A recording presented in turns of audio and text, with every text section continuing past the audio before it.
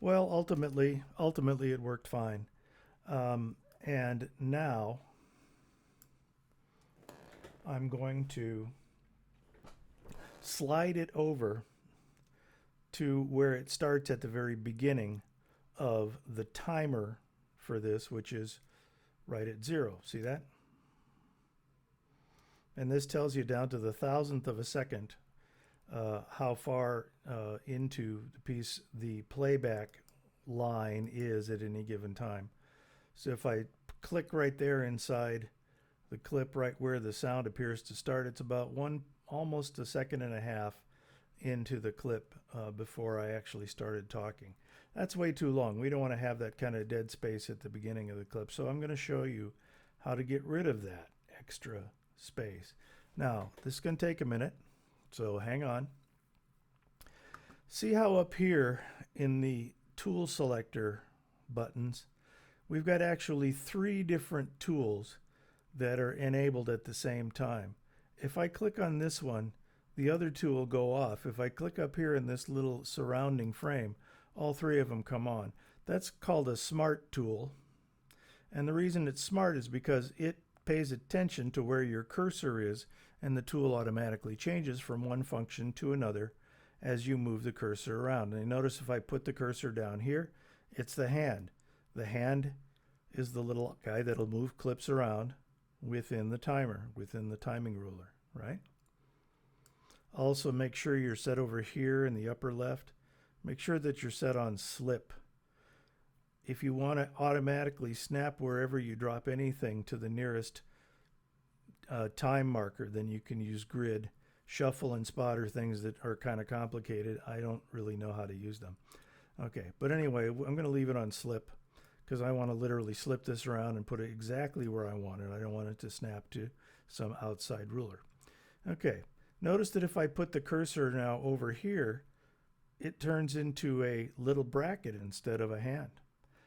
Okay, so down here it's the mover tool, the slip tool. Over here it's the attenuator or the shorten the clip tool. I forget what it's called exactly. Let's see, what is it called? I don't know. It's called something.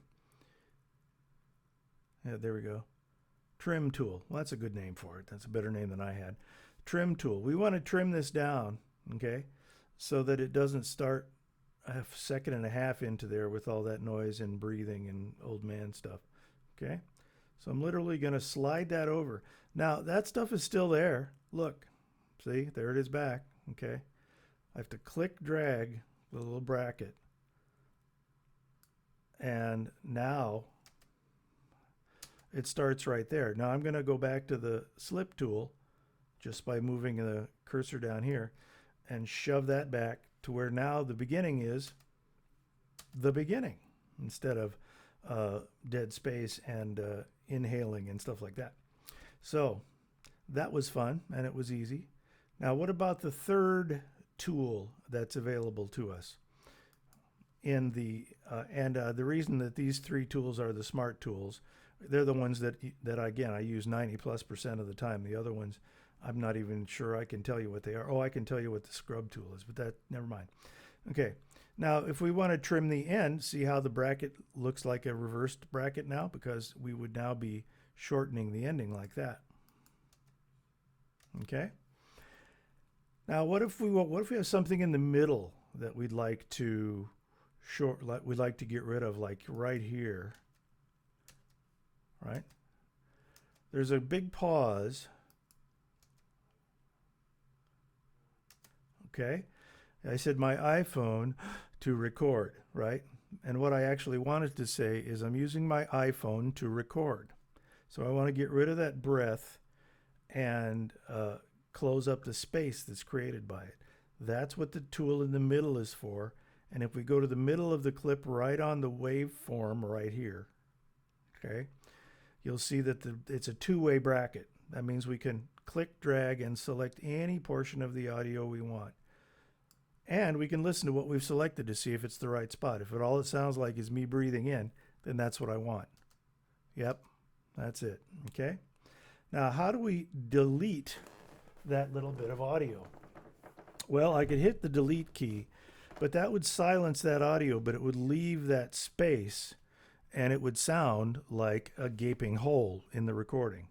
So what I want to do is literally cut this part out and then slide this part to the left so that it joins the first cut. And that's done by using the edit commands. I'm going to separate the clip into literally 3 subunits, one to the left of my selection and one to the right of my selection, and then my selection is going to become its own relatively independent little cut. So I say separate clip at selection. Notice that it names everything. Whenever there's a new subclip created, it gives it a name. Now, since this is still selected, but it's not literally attached to anything anymore, I can push the delete key and it literally disappears altogether. Now, Pro Tools uses non-destructive editing exclusively unless you tell it to do something else. That means that we can get all of this stuff back if we want to. If I decide, well, I want it to sound more human, so I'll go ahead and I'll put my breathing back in. I can do that. But in the meantime, I don't want to hear it. So I'm literally going to take my slip tool, right, and slip this one over here until it touches the other one. I don't want it to overlap, and I could zoom in further if I wanted to. And now I'm going to go back over here. I'm going to click inside the ruler to get the playback head, the playback line, to start a little bit before that cut. And then I'm going to play it back and see if it sounds good. That sounds pretty good. Maybe, yeah, it sounds pretty natural. Okay. So I don't have to do any other fancy stuff like doing, if there was a click that sounded because of the cutting and pasting that we did, because that can happen, then we might have to do a crossfade and other more fancy stuff. But we don't really have to do any more fancy stuff. I've got what I want there. So I'm going to do one more thing, though. I wasn't too happy with my sibilant at the end of this. Listen. Works, right? I'm going to try to get rid of some of that extraneous noise at the end. And I'm going to do it by, see how if I put the cursor, and I still haven't changed tools, right? I mean, haven't gone up here and picked different tools. If I put the cursor up here, just a second, I did something that I didn't mean to do. Okay. To deselect something, you just click outside the clip area. See how there's a little shaded box there? That means that the fade tool has been enabled. And if I click drag to the left, see how it's putting a fade in automatically? That's a volume line that you see, that diagonal line. And so instead of just going to the end and stopping, this is now going to do a quick fade at the end. Listen. That's better, right? Maybe I'll stretch it out a little further. I don't want it to be super obvious.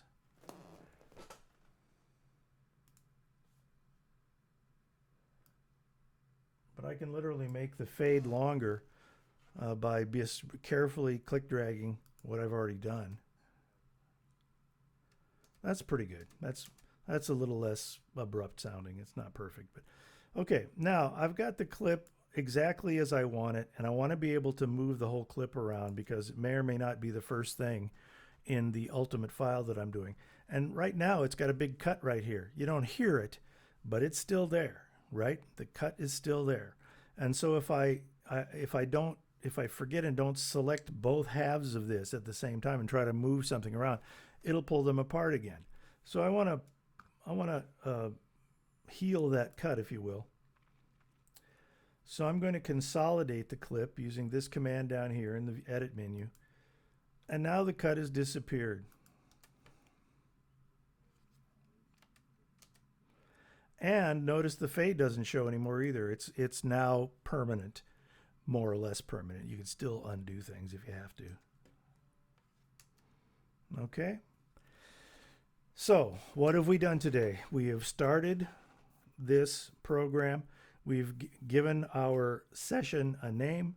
We have imported an MP3 file into it, and we've used some basic editing stuff on that MP3 file. Fool around as much as you want. Remember, there's very little that you can do with iTunes that's actually dangerous. I mean, iTunes, with Pro Tools, that's actually dangerous as long as you're careful not to let your volume levels get too loud, because you can really hurt your hearing if you're not careful with that. Other than that, there's, you're not going to blow up the universe or anything by mistake. And you're not even going to destroy any of the audio files you import, because they're still there. They're still within that session folder in their original format, if we need to find them again. All right. Have yourself some fun. I'll see you guys on Tuesday after Easter for this class, and I hope we'll have some more stuff to share, like a little bit of introductory music or entr'acte music, or maybe an interview or two, like we've been working on for that point. See you later.